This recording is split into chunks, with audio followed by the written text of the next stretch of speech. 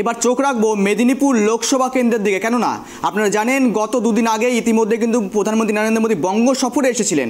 সেখানে তিনি কিন্তু সভা করার পরেই 42টি আসনের মধ্যে 20টি আসনের প্রার্থী তালিকা বিজেপির তরফ থেকে কিন্তু প্রকাশ করা হয়েছে। কিন্তু মেদিনীপুরের লোকসভা কেন্দ্র থেকে কোনো রকম বিজেপির প্রার্থী প্রকাশ করা হয়নি। তবুও কি দেখা গেল আলাদা চিত্র একেবারে। কেননা ইতিমধ্যে ভোট প্রচারে বেরিয়ে গেছেন দিলীপ ঘোষ।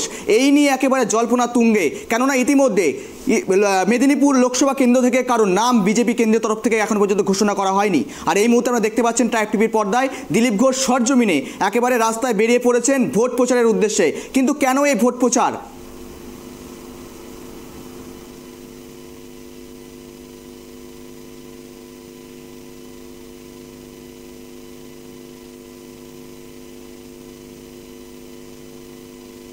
আবারও বেরিয়ে পড়েছেন, যদিও এখনও পর্যন্ত মেদিনীপুর লোকসভা কেন্দ্র থেকে বিজেপির কেন্দ্রীয় নেতৃত্বের তরফ থেকে কোনো রকম প্রার্থী তালিকা প্রকাশ করা হয়নি। যদিও 20টি আসনে প্রার্থী তালিকা প্রকাশ করেছে বিজেপি কেন্দ্রীয় দল, অর্থাৎ বিজেপি কেন্দ্রীয় নেতৃত্বের তরফ থেকে ইতিমধ্যেই 20টি আসনের প্রার্থী তালিকা প্রকাশ করা হয়েছে বিজেপির তরফ থেকে। আসন্ন লোকসভা নির্বাচন, কিন্তু তার আগেই বিজেপির তরফ থেকে 20টি আসনের ইতিমধ্যেই কিন্তু প্রার্থী তালিকা প্রকাশ করা হয়েছে। যদিও ইতিমধ্যেই লোকসভা ভোটকে কেন্দ্র করে কোনো রকম প্রার্থী তালিকা প্রকাশ করা হয়নি মেদিনীপুর লোকসভা কেন্দ্রে। কিন্তু এই মুহূর্তে একেবারে সরজমিনে দেখতে পাচ্ছেন আপনারা দিলীপ ঘোষ, অর্থাৎ সাংসদ দিলীপ ঘোষ, তিনি কিন্তু ইতিমধ্যে বেরিয়ে পড়েছেন ভোট প্রচারে। কিন্তু তার নাম কোনো রকমভাবেই এখনও পর্যন্ত কেন্দ্রীয় নেতৃত্বের তরফ থেকে বিজেপির জানানো হয়নি। তবুও তিনি বেরিয়ে পড়েছেন ভোট প্রচারে, জানিয়ে ইতিমধ্যে শুরু হয়ে গেছে রাজনৈতিক শোরগোল।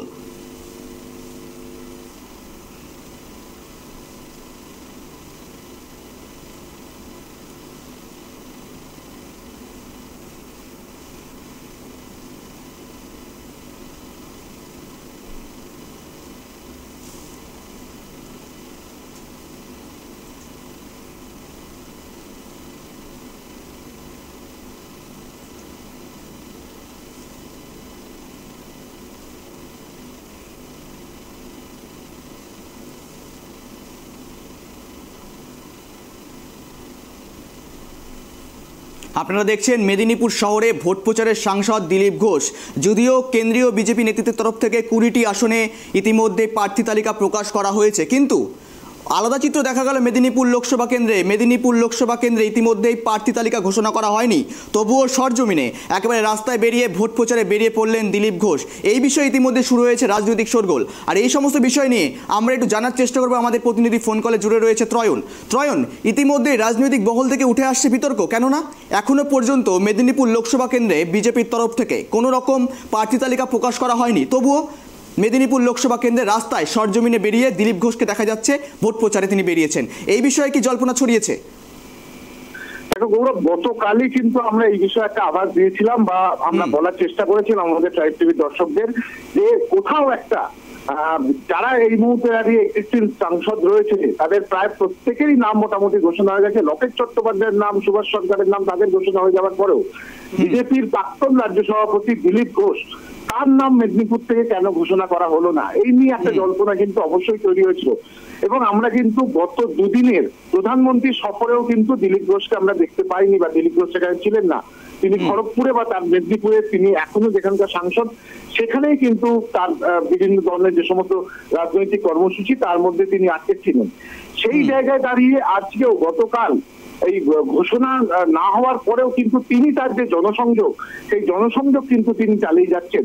এবং যেটা মনে করা হচ্ছে এখনো পর্যন্ত বিজেপি সূত্রে আমরা যে খবর পাচ্ছি, যে দ্বিতীয় দফার যে প্রার্থী তালিকা ঘোষণা হবে সেখানে দাঁড়িয়ে কিন্তু দিলীপ ঘোষের নাম ঘোষণা হতে পারে এবং দিলীপ ঘোষকে কিন্তু বিজেপির কেন্দ্রীয় নেতৃত্ব তারা প্রার্থী করতে পারেন বলে মনে করা হচ্ছে। এবং তুমি জানো যে এই মুহূর্তে দাঁড়িয়ে রাজ্য বিজেপিতে একাধিক গ্রুপ রয়েছে বা একাধিক ভাগে তারা বিভক্ত হয়ে রয়েছে।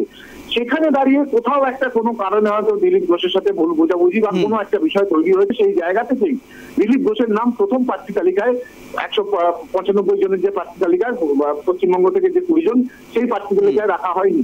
কিন্তু পরবর্তী ক্ষেত্রে অর্থাৎ দ্বিতীয় দফার যে প্রার্থী তালিকা ঘোষণা হবে সেখানে কিন্তু দিলীপ ঘোষের নাম থাকার প্রভূত সম্ভাবনা রয়েছে বলে আমরা জানতে পারছি। এবং দিলীপ ঘোষ তিনি যদি মেদিনীপুর থেকে এবারে যেতেন তাহলে তিনি কিন্তু কেন্দ্রীয় মন্ত্রী, সামাজিক ন্যায় বিচার এবং ক্ষমতায়ন দপ্তরের মন্ত্রী হতে পারেন, এমনও কিন্তু দিলীপ ঘোষের ঘনিষ্ঠ মহল থেকে আমরা জানতে পারছি। ফলে সব মিলিয়ে একটা জিনিস বোঝা যাচ্ছে বা বলা যায় যে রাজনৈতিক মহলও যেটা মনে করছে যে দিলীপ ঘোষ তিনি প্রার্থী হতে চলেছেন এবং তার পরবর্তী সময় তিনি যদি যেতেন তাহলে তিনি কেন্দ্রীয় মন্ত্রী অর্থাৎ দিল্লির রাজনীতির ক্ষেত্রে তিনি অনেকটা এগিয়ে যাবেন বা দিল্লির রাজনীতির ক্ষেত্রেই তাকে সীমাবদ্ধ রেখে পশ্চিমবঙ্গের রাজনীতিতে আর যাতে দিলীপ ঘোষ না থাকেন তেমন একটা বিষয় কিন্তু ভাবনা চিন্তার মধ্যে রয়েছে। অর্থাৎ সব দিক সামঞ্জস্য করে একটা এগোনোর চেষ্টা কিন্তু এই মুহূর্তে চলছে বলেই আমরা এখনো পর্যন্ত সূত্র মারফত জানতে পারছি। ধন্যবাদ ত্রয়ন তোমাকে। সমস্ত বিষয়ে নজর রাখো, নজর থাকবে আমাদেরও। আপনারা দেখছেন একেবারে টাইপ টিভির পর্দায় এক্সক্লুসিভলিভাবে মেদিনীপুর শহরে ভোট প্রচারের সাংসদ দিলীপ ঘোষ তথা প্রাক্তন রাজ্য সভাপতি বিজেপির দিলীপ ঘোষ তিনি কিন্তু ভোট প্রচারে বেরিয়ে পড়েছেন। যদিও কেন্দ্রীয় বিজেপির তরফ থেকে এখনও পর্যন্ত 20টি আসনে ইতিমধ্যে প্রার্থী তালিকা প্রকাশ করা হয়েছে, তবু মেদিনীপুর শহর কেন্দ্রে কোনো রকমভাবে প্রার্থী তালিকা প্রকাশ করা হয়নি, যা নিয়ে জল্পনা লোট। কিন্তু ইতিমধ্যে দেখা গেছে 20টি আসনের মধ্যে বিজেপির কিছু প্রাক্তন সাংসদের নাম কিন্তু ইতিমধ্যে আনা হয়নি বিজেপির তরফ থেকে, কিন্তু পরবর্তীতে 20 জনের মধ্যে ইতিমধ্যে কিন্তু দিলীপ ঘোষের নাম নেই, এ নিয়ে একটা জল্পনা তৈরি হয়েছিল আমরা দেখেছি। কিন্তু আবারও এমন চিত্র ধরা পড়লো মেদিনীপুর শহরের বুকে, যেখানে মেদিনীপুর লোকসভা কেন্দ্র থেকে একেবারে সরজমিনে পৌঁছে রাস্তায় নেমে ভোট প্রচারে বেরিয়েছেন, জনসংযোগ কর্মসূচি করছেন দিলীপ ঘোষ। ইলেকশন হলে পরে ইলেকশনের কাজ শুরু করে আমাদের যে সংগঠন আছে ওটা একটা অটোমেটিক মেশিনের মতো চলতেই থাকে সারা বছর। সংগঠনের কাজ নতুন করে বুথ তৈরি হয়। আমি নিজে ব্যক্তিগতভাবে এখানে এমপি থাকাকালীন 1 বছরের বেশি সময় ধরে গত নভেম্বর ডিসেম্বর থেকে পঞ্চায়েত ইলেকশনকে সামনে রেখে তখন থেকে আমরা প্রস্তুতি শুরু করেছি, অনেক এগিয়ে গেছি আমরা। তো সেই জন্য সারা ভারতবর্ষে বিজেপি হিসেবে কাজ করেছে, বিভিন্ন সিটকে ক্যাটাগরি করে সেখানে প্রস্তুতি আলাদাভাবে শুরু করেছে। কিছু বিশেষ সিটে হয়তো বিশেষ প্রয়াস করতে হবে, সেজন্য আগে ঘোষণা হয়ে গেছে নাম, কাজ করতেও সুবিধা হবে, কোনো কনফিউশন না থাকে। পার্টি সারা ভারতবর্ষে এগোতে থাকে, সেই জন্য আপনারা যেটা বলেন অনেকেই যে প্রেডিকশন করেন অনেক সময় সেটা ভুল হয়ে যায়। তো বিজেপি নিজের পদ্ধতিতে কাজ করছে। 20টায় নাম হয়েছে এখনো পর্যন্ত, যেটা গত 2019-এ রাজ্য সভাপতি ছিলেন, এখনও আছে কোথাও কি সংশয় নিয়ে তৈরি হয়েছে? কোথায় কি আপনাকে দেবে? ব্যাপারে কোনো সংশয় নেই। পার্টি সব পার্টি যেটা করে ইলেকশন শেষ হলে ঘোষণা হলে তারপরে ঘোষণা হয়। আমাদের পার্টি তাই করতো, গত কয়েকটি বিধানসভা নির্বাচনে একটি নতুন প্রয়োগ করেছে। আগে কিছু সিট ঘোষণা করা হয়েছিল যেগুলো জিততে পারি, তাতে লাভ হয়েছে, সেজন্য এবারেও সেটাকে প্রয়োগ করে দেখা হচ্ছে, এক্সপেরিমেন্ট চলছে।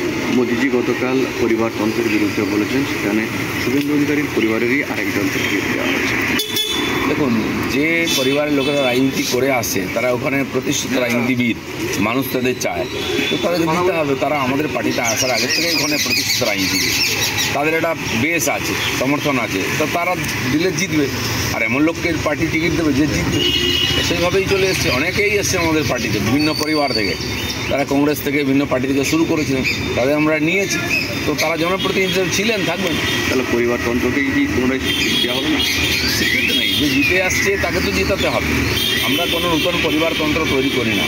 মোদী পরিবার নাই, অমিত শাহ নাই, রাজনাথ সিং নাই, বাকি যে বড় নেতারা আছেন তাদের দেখুন পরিবার হিসাবে তারা পার্টিতে আসেননি। হ্যাঁ, তার পরিবারে কেউ এলে তাকে তপস্যা করে আসতে হয়েছে, নিজের যোগ্যতা প্রমাণ করতে হয়েছে। ভারতীয় জনতা পার্টি এটাই করে।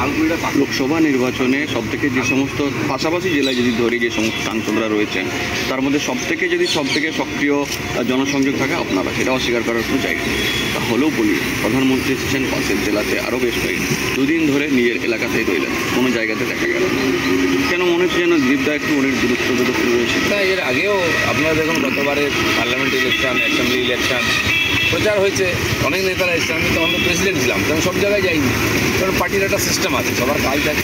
এখন আমি এমপি, এই জন্য আমাকে কমিটি থেকে বাদ দেওয়া হয়েছে যে নিজের এলাকায় কাজ করার জন্য। এবং আমাদের সেন্ট্রাল কমিটিতে বহু এমপি ছিলেন যারা লোকসভা লড়বেন, সবাইকে বলা হয়েছে নিজের জায়গায় কাজ শুরু করবে, আর আমরা সেটাই করি। আর যেই জোনে থাকেন সেখানকার নেতাদের লিস্ট তৈরি হয়, সবাইকে সুযোগ দেওয়া হয় আলাদা আলাদা করে সেখানে বসা। আর যারা প্রদেশের মুখিয়া আছেন, আমাদের সভাপতি আছেন, আমাদের বিধানসভার নেতা আছেন, তারা সব জায়গায় প্রোটোকলের জন্য রাষ্ট্রীয় নেতাদের সঙ্গে থাকে। বাকিরা নিজের এলাকায় থাকে। লোকসভা নির্বাচনের আগে মুখ্যমন্ত্রী এই জেলাতে আসছেন, সেই সঙ্গে জনগর্জন সভা হবে নারায়ণগড়ে, একাধিক কর্মসূচি দেবকে নিয়ে মাস্টার স্ট্রোক দিতে চলেছেন, মাস্টার প্ল্যান কি মনে হয় কি নতুন কী করবে টিএমসি, করার কী আছে? আর মানুষ ওদের বুঝে গেছে, তাদেরকে যোগ্য জবাবও দিয়ে দিচ্ছে, গত লোকসভায়ও দিয়েছিল, এবারেও দেবে।